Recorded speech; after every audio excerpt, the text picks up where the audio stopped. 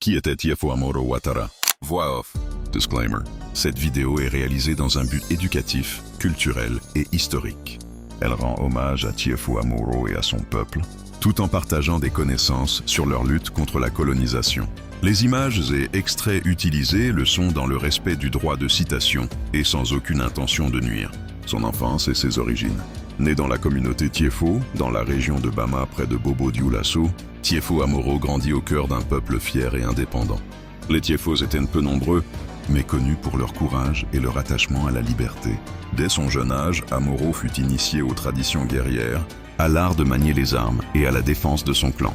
Dans un environnement marqué par la montée des royaumes voisins et la menace coloniale, il développa une personnalité forte, faite de bravoure et de refus de la soumission. Sa jeunesse et son engagement. Adolescent, Tiefo Amoro devint rapidement un chef respecté. Son autorité ne venait pas de la richesse ou du nombre de ses soldats, mais de sa capacité à inspirer confiance, à motiver et à rassembler son peuple.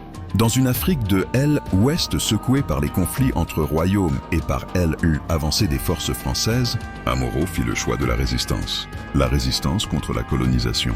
Lorsque les colonisateurs français s'avancèrent vers la région de Bama, Tiefo Amoro prit les armes. Il savait que son peuple n'avait ni la puissance militaire, ni les moyens techniques pour rivaliser.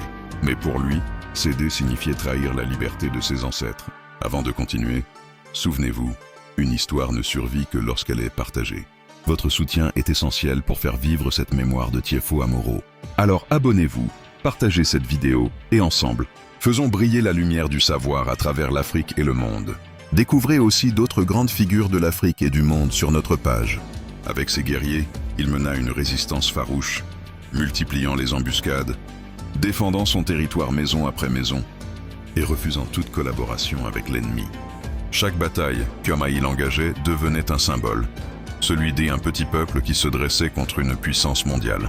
La chute et le sacrifice, mais face aux armes modernes et aux renforts incessants des troupes françaises, la résistance finit par s'essouffler. Tiefo Amoro, malgré sa bravoure, fut vaincu avec ses guerriers. Son combat prit fin dans le sang et le silence. Mais son esprit de résistance ne s'éteignit jamais. Il montra à son peuple et aux générations futures qu'il valait mieux mourir debout que de vivre à genoux. Son héritage et mémoire aujourd'hui, Tiefo Amoro reste une figure méconnue du Burkina Faso.